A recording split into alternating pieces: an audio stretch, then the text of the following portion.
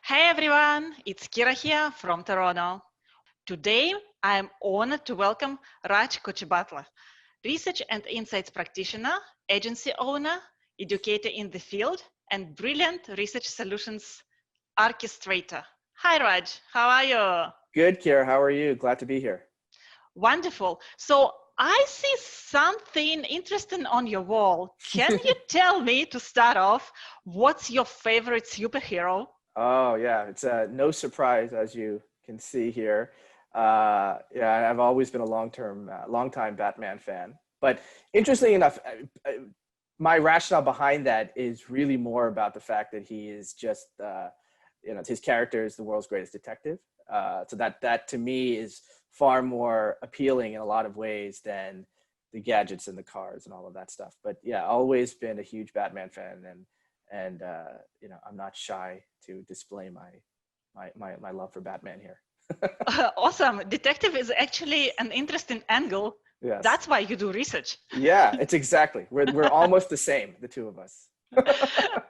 That's funny. So maybe you can tell briefly what you do exactly for life, because I think at times research and insights is a very wide Sure. term. Yeah. Yeah. So I've been spending the last almost 15 years of my career in the market research space. Half of that space has been half of that time has been spent down in the U.S. working for small and global market research organizations, since I've been here in Toronto, I've worked primarily in the media space, but primarily working as a research lead in the media space, helping clients tell their brand stories through custom insights. I'm currently the global head of research for Key Media International, which is a global B2B media organization. And I help work with our advertising and sponsorship clients to enhance their stories and get their brand messaging out there by conducting custom insights through our various B2B audiences. And I think that there is a strong desire for organizations within key media and outside of key media's verticals that have lots of questions about their customers and need to have those questions answered in order to drive their strategy and drive their stories. So I'm part of the team that executes that for them, and it's a lot of fun. It's a lot of fun for sure. That's great to hear that. That's a lot of fun. And so I think you summarized the topic of today's discussion really well by what you do. And today we're talking about how insights and research can be leveraged better within the marketing process and in general, I think, for business processes, especially during these times that the budgets are being cut, and we all know that we have to be different, not better, not cheaper. Otherwise, the brand will die, the product will not be sold. So that's very, very timely, and thank you for that. So let's start from higher level question. What would you say the major misconception that doesn't allow CEOs or CMOs to utilize insights and research to its full potential? Well, I think one of the biggest misconceptions is that data is insights. I think that over the course of my career, we've had these terms interchangeable, and I just don't think they are. We have, and especially now, we have an abundance of data through our current marketing and advertising platforms. But it's not just the ability to access this data; it's the ability to interpret it, evaluate it, prioritize it, and have a combination of both primary and secondary research sources that will really help yield true insights. I think that if you're not doing these things as a marketer, you're not really getting the entire story. And that can be dangerous because you're going to be making critical decisions without really understanding what the snapshot of your customers' perceptions are, the industry's perceptions are, and how it impacts your organization and your brands. Yeah, can you give an example where this misconception lives? Usually, I bet you see a lot of those examples throughout your work. So what is data that's interpreted as insight, and what's wrong with that? Well, I think that what ends up happening is that when you are looking at clients that are doing just simple brand research, if they don't have the right methodologies, if they don't have the right sample sizes, they could be interpreting these findings off of inaccurate insight or Oh, inaccurate that's data. me. Yeah, so I mean that becomes problematic. So you want to make sure that if you are going to be conducting this work, you need to make sure you have sample sizes that are large enough. You need to make sure the margins of error on whatever research you conduct is as small as possible.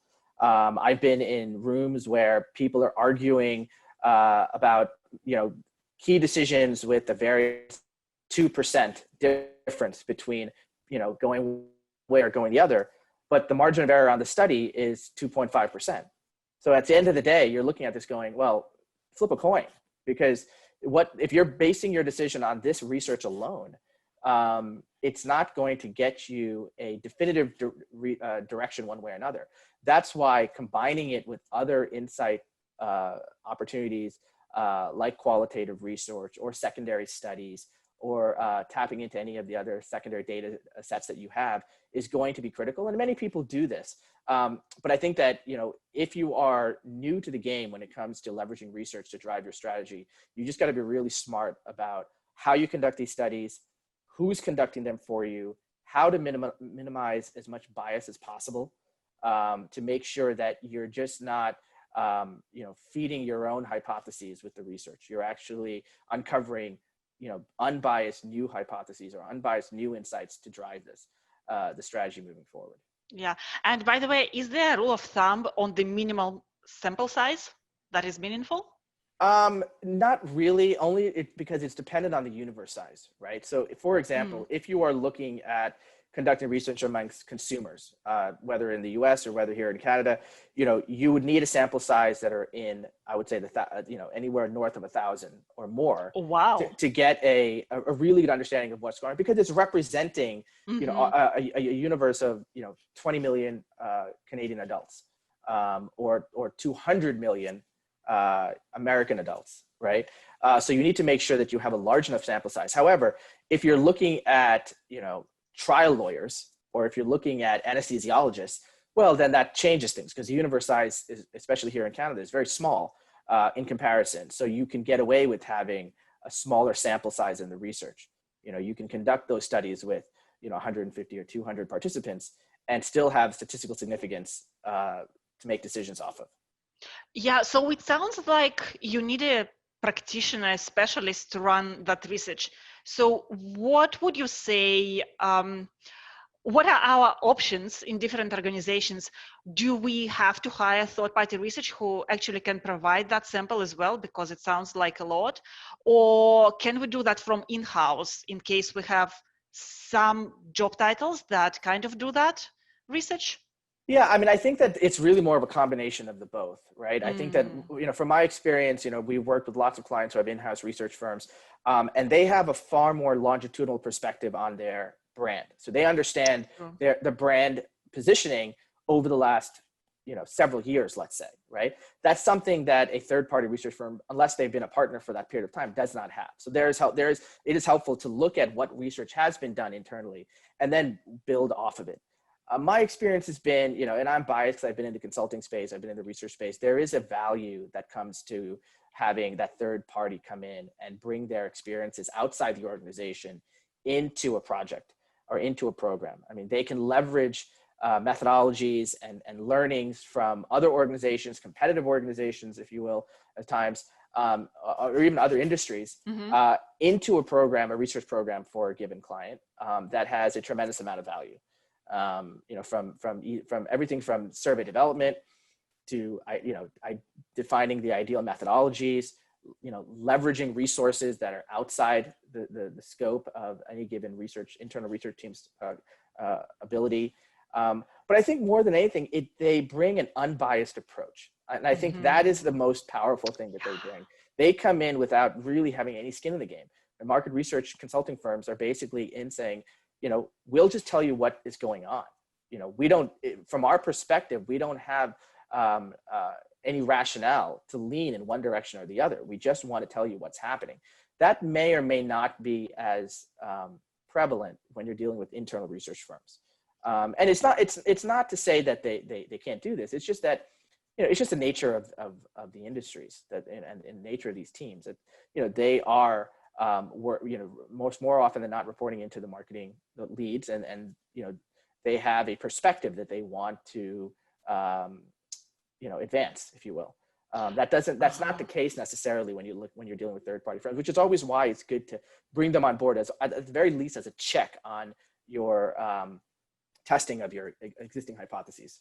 Yeah, absolutely. As you were speaking, I was thinking validation. So there is someone inside who loves the brand, lives and breathes the brand, and then you bring the third party for validation according to whatever your plan is, whatever your budget is.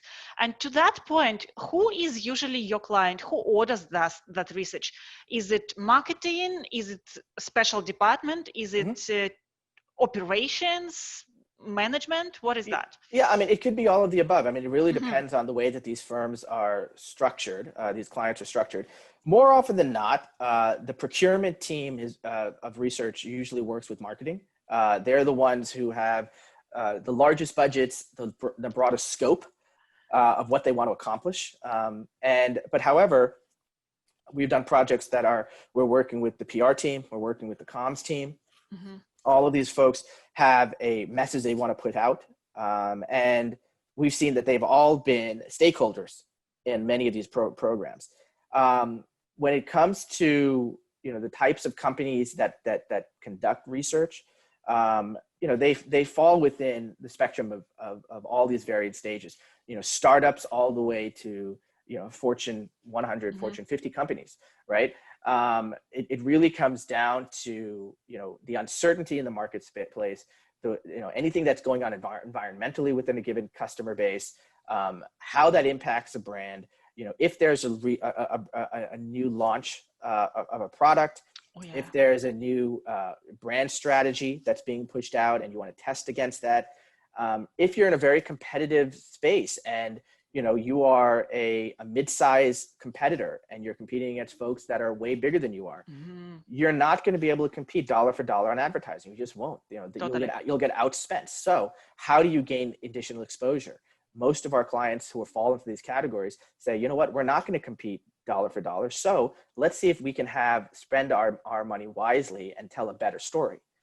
And let's get out there and educate an audience on a key issue or a key challenge that they're facing, and then let us get exposure on being thought leaders. And that thought leadership exposure could be far more impactful than the advertising dollars that are spent just to get your name out there, right? Yeah. So basically you are saying if you are a company who has probably smaller budgets or is just trying it out, it might be better to use insights and research to frame your niche, which is the Pareto principle. Let's research this specific pain point and target that, but be very, very proactive and relevant. That's wonderful, I think, because what I see in this COVID time, I believe we have to know our audience really, really well, and it has nothing to do with widely spent advertising dollars. So I'm coming back to what you said in the beginning. You mentioned data that feeds insights, and insights feed storytelling. Yes. So have you seen maybe lately or in the recent years how this storytelling, data storytelling is becoming more and more popular? Because I do see that in my everyday work. Yeah, absolutely. I think that, because I spent the bulk of my last 10 years in the B2B space, we have noticed that, when you're dealing with specific professional groups, from insurance brokers to financial advisors to lawyers to doctors, these are for sophisticated professionals, and they are, they thrive on being more knowledgeable, if you will, than their competitors, and that's how they win, right? Especially within the service business where they're trying to acquire clients and trying to retain clients. They need to provide value on a daily basis. So how do they do that, right? They do that by showing that they're able to tell better stories to their clients about what's going on in their industry and how their knowledge and understanding of what's going on is going to make them a better partner. And so what we try to do in a lot of ways is facilitate that story. And how do you do so? There's a couple of ways to do it, but the way that I find most helpful is if you can provide stories that are filled with insights from their industries amongst their peers. Now all of a sudden you are giving them a an unbiased, unvarnished perspective on what's really going on. And they can share that with I think, a higher form of credibility with their clients. And that in itself will endear them with their clients to be value add, to provide value. And we're seeing this across every industry that we touch upon. From, like I said, in the beginning of my career, I spent a lot of time in the healthcare space. And so we would provide research across, all of our different products to physicians, to health practitioners on how to help their patients be more educated and informed on their treatment protocols.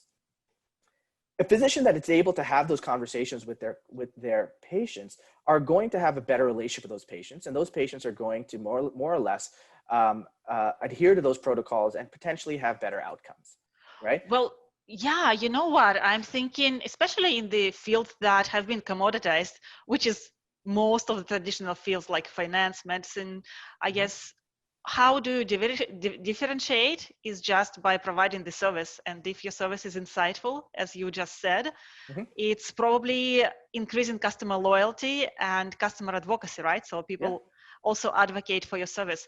That's wonderful. That's great insight. I love this storytelling path. Yeah. And the other thing also is, like, when you're talking to clients about, it's not just storytelling to, it's not just the storytelling itself that is valuable. It's the exercise that, from a marketer's perspective, that what this insights gathering exercise does to help build better stories is really understand whether your differentiator is a differentiator. Yeah. Right? Because I think a lot of times as marketers, and I've been in the rooms many times, they say, well, our features and benefits are X, Y, and Z. Yeah, we know. You think that those features are valuable and the benefits are clear. Well, are you sure? Like, do you know if those are the most important things? And if you're going out and pressing that to the marketing landscape, your customer landscape, and you're wrong, then it's a colossal waste of time. And money. And why not spend just a little bit of a budget and a little bit of effort to ensure that and do it on a regular basis? Because what ends up happening is, you have organizations that do this work at a single point in time, and then they wait years, unfortunately, to do it again. And a lot can change in that gap, right? So you need to be doing this on a constant basis. And I've had clients that have said that they do this quarterly, which is, a lot, but it gives them a fresh perspective on a constant basis to react. And their messages change based on the feedback they're getting from their customers, and they're increasing their relevance, and they're able to react very, very quickly to feedback that they're getting. So I think that, from my experience, it's critical to prioritize this. It's critical to prioritize insights-based storytelling to help your brand and your marketing strategy and your engagement strategy. And also understand that it's not just the message itself, but what vehicle you're using to push that message out, right? So what we can do when we build these custom studies for our clients is say, okay, well, if you're going to, we can subsect the survey questionnaire based on how this is impacting your social media strategy, your print strategy, your event strategy, your digital strategy. So the insight, the points of insight that are coming out of the research can be delivered in such a way that they are geared towards not just the audience, but the vehicle that you're going to be communicating to with that audience. Oh, that's amazing. Because to me, what you're telling me about sounds like, yes, spend time and money on preparing the campaign or the rollout or whatever it is well, and then you will be very targeted, and probably you will be able to measure the impact of your work, instead of doing something that we think is right and then trying to fix that on the go, wasting time, money, resources, and actually irritating our clients. Yeah, and I think that, like, I always equate it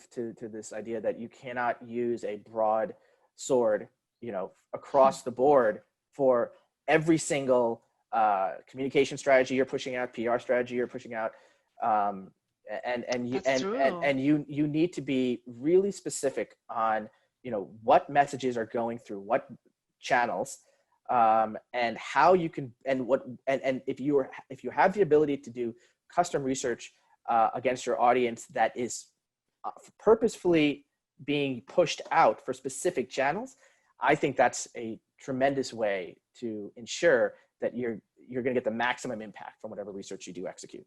Oh, that's, you know what, it's one of the aha moments that I'm having during these conversations. Mm-hmm. So basically what you are saying, if you know that you are going, or you assume you are going to use PR or social media to reach your audience, so you can do research so that the outcome actually fits the medium. So it will be like shorter snippets, or it will be thought leadership articles and those insights that, you know, Globe and Mail will be eager to take on.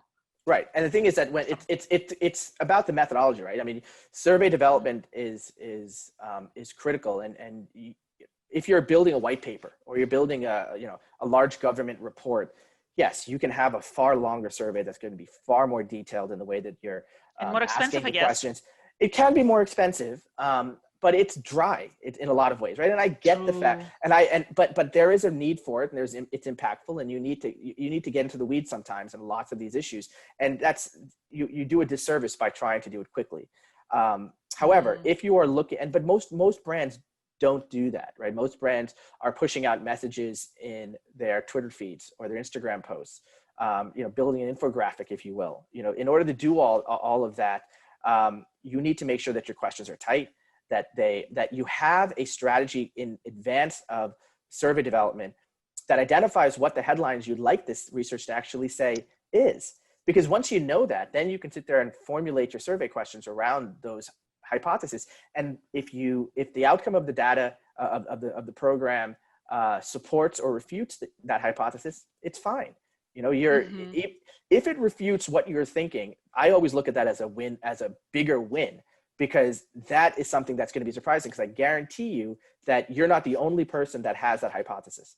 So if you're going to bring something new to the table and really have greater exposure, it's on presenting findings that are surprising and shocking. And I think that's something that we look for as gold in the research industry, especially in the content research industry.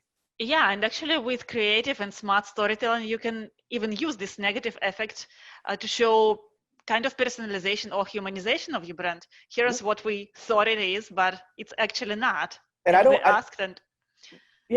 don't necessarily look at it as positive or negative. I think that if it's a reality and if it's happening in the industry, then it's not positive or negative. It just is, right? And so it just is. You just need to make sure that you're aware of what's going on, and you need to make sure you're communicating it.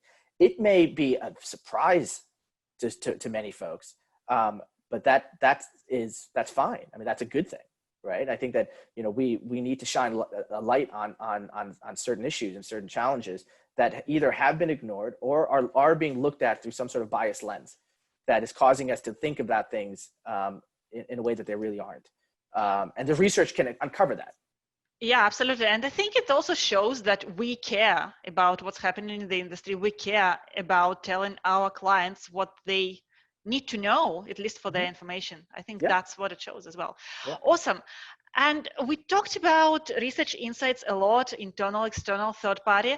And now I'm not sure how to measure the impact of research. So one of the terms that I've been hearing a lot about is Net Promoter Score, NPS. So could you explain to me what it is, what you think of that, and where it sits in different metrics that are applied to insights and research?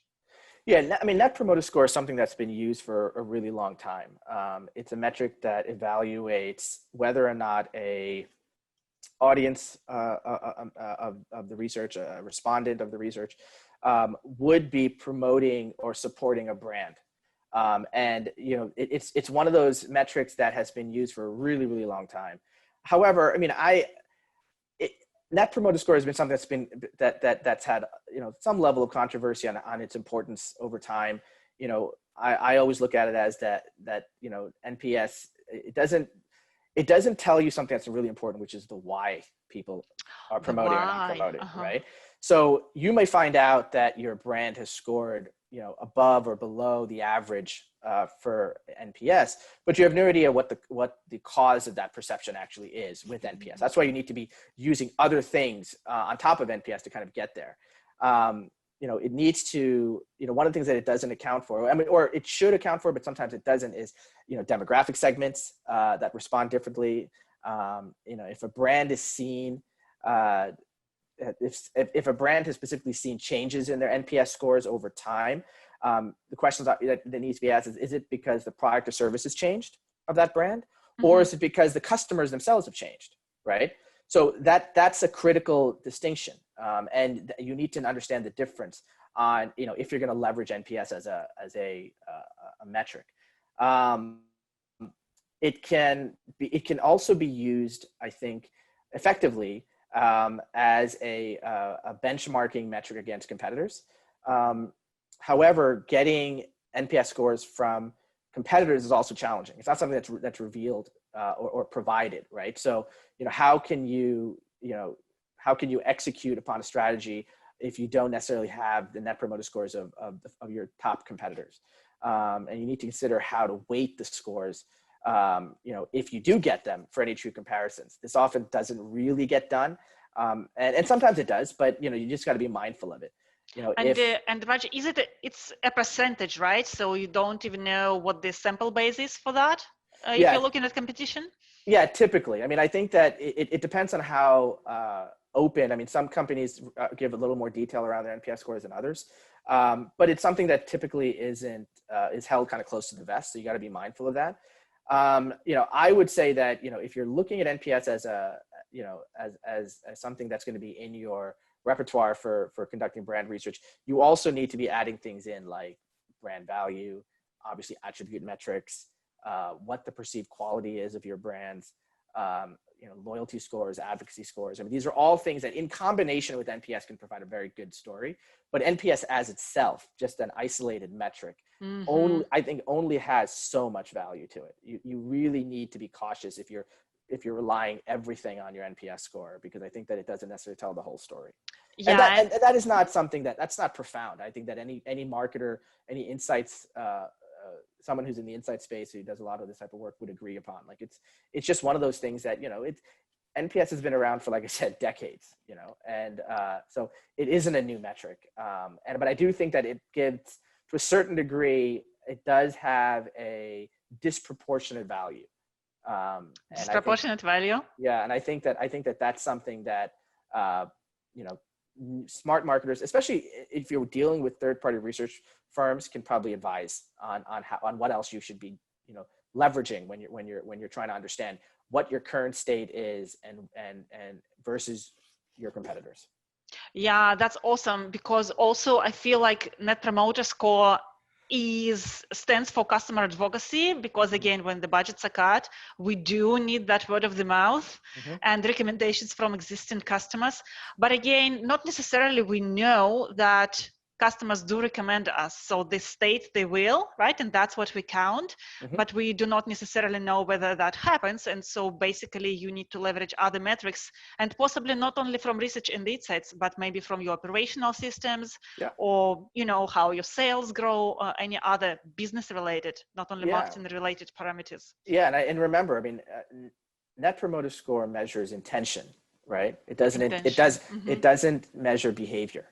So you need to ensure that you don't forget about understanding what a customer actually has done as it pertains to your brand, not merely what they are intending to do. So that's where there is key. An overlay, that's very important. Right? There's an overlay with what NPS can track and what it does track. So as long as people are aware of that, and many marketers are, they'll leverage it as they see fit, but it needs to be in combination with other things. That's awesome. And then just to wrap up the metrics score, the matrix and how they're interpreted actually. So when you work with your clients, how do you describe, how do you explain what is that you do? Because even from types of research that you described here and types of metrics, it sounds a bit complex to me, and I've been doing marketing forever, not maybe so much deep in the research and insight space, but it sounds very relevant. Can you describe this like internal storytelling, I would say, with your customers? Yeah, I think that, one of the things that we mentioned to our customers is, and research has a tendency to sometimes sound complicated when, essentially what it is, I always tell people, if you substitute the word research with discovery, that's an easy way to kind of, say, okay, that's something that I can understand a little bit more, right? Because it sounds a little bit less complicated potentially. Essentially what we do is, we're a vehicle to increase the odds of people to make better decisions, right? You said it good, said well. Most of our clients, I mean, they spend the bulk of their day trying to make these critical decisions, Yeah. Which brand messages should we go with? Which communication strategy should we go with? What percentage of our audience is are real advocates versus those that are not? These are and a million other decisions that need to be made. What we are doing within the research industry is trying to understand how we can help our clients make these decisions better. I would never say there's silver bullets in the work we do. There is no such thing as that. But I do think we can help increase the odds of making better decisions. So if you're at a point where you're at a 50-50 of which direction to go in, if we can get that to be a 60-40 or 70-30 or an 80-20, then that's a huge, huge win for us. We're trying to do our best to identify what the variables of influence are, and what percentage formulation those variables impact your actual decisions. So if we do that effectively, and every project is different, every client is different, every audience is different, which is why it's really, really important to have sort of your consulting hat on as much as you can when you're working through these projects, because you cannot be formulaic in the way you approach them, because these brands don't necessarily react the same way. These audiences don't react the same way, and you need to make sure you have a custom approach to every single engagement that you do, and leveraging both all of the research tools you have to your disposal is going to be critical. So yeah, I think that it's, if you can think of it in those parameters and those terms, it really does simplify and put people at ease that doing research within the objective of influence and engagement is not complicated, but it needs to be done properly. Yeah, absolutely. And I love the discovery part. This is the perception, right? How you try to understand those things. And for me, actually, you just opened my eyes. And if I need to take one takeaway from this conversation, it would be, if previously I've been thinking about, hey, let's A/B test a message and spend money on advertising and see what resonates. It's actually, you know what? You have another option. You can research and see what is that you need to test. And maybe you will spend less money on advertising, and your conversion rate in the end of the day will be higher. So that's great. You have more options than you thought you had. Right, and I don't want to take away from advertising. I think advertising is unbelievably valuable, and massive companies have done quite well leveraging smart advertising. I just look at it as if those ads would be more effective if they were telling a better story. Right. So we've done tons of projects where we have done advertorials where clients come to us and they have their ad for their product and services within a piece, but above the advertisement, we're sharing some custom insights about the issue of the day, and creating some level of thought leadership content that ties to the advertisement itself. In my opinion, I think that's a more effective way to go. I mean, yes, it may cost a little bit more and it's going to be a little more time consuming to do so. But if you are trying to create a differentiation from competitors that are just outspending you and have the ability to outspend you, this is something that you may want to consider. Yeah, awesome. And I think many companies are exactly in that situation when the competition is just spending more and we need to do something different. Okay, I think it was a wonderful conversation, a lot of insights for me at least, and I'm sure for our audience as well. And to wrap this up, what do you think each one of us, be you a product marketeer, a brand manager, or any other marketing or not marketing person, what is that we can start doing every day to maybe start leveraging insights and research better and more in our job? And it doesn't matter whether we have budget to outsource that to third party or not. Yeah, I mean, it's a good question. I think that there's lots of things people can do. I think that it's really I mean, to start off with, I think it's an attitude that of curiosity. Mindset. Yeah, it's a mindset that you need to be going into trying to better understand what's going on with your brand, what's going on with your industry. I convey this message to everyone within our organizations, from the salespeople to operations and all the way across. It's very critical to be curious. Read as much as you can about what's going on in your industry, what's going on with your brand. Try to do your best to uncover what you know and identify the gaps of what you don't know. And the more often you do that, the more opportunities you will uncover to do the research and the homework, if you will, that's necessary to drive your brand forward, drive your products and services to the right people with the right message, and through the right vehicles.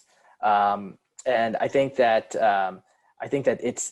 it's critical to be curious. It's critical that your questions are informed, and that you're leveraging not just your internal resources but external resources to maximize the impact of what you can do. I think that's if I had to say, that's organizations clients that I've dealt with that ask lots of questions, that and say and provide a strong understanding of what they don't know. I think those engagements are usually the most successful. Challenging engagements are ones where people think they know everything and they're kind of just going through the motions, and you get a sense that regardless of what I tell them, from what we're finding, they're going to do what they're going to do anyway. Yeah, right? And that's not only for research, right? Yeah, it's exactly. Across the field. Right, exactly. And that's why I always say that curiosity is, I think, critical. And if you start off being curious, or if you do take steps in trying to understand these markets a little bit better, your markets a little bit better, and your business a little bit better, and also identifying stakeholders. I mean, like I said, I always say, when we do these studies, it's not just identifying the needs and challenges of your customer, but your customer's customer. Right. And if you can do that well and effectively, you get a far better understanding of what's going on around you and how to impact it. Well, basically that will help your customers drive better results, because they're selling to their end customers. Right. Wonderful. Thank you so much, Raj. Thank you for coming again. No, thank you. Insights, and we'll summarize that. And I think we'll have a great guide how to stay curious, and then you'll find your first chance to leverage that research. Start small, prove it works, and then grow bigger. Thank you so much again. Thanks, Kira.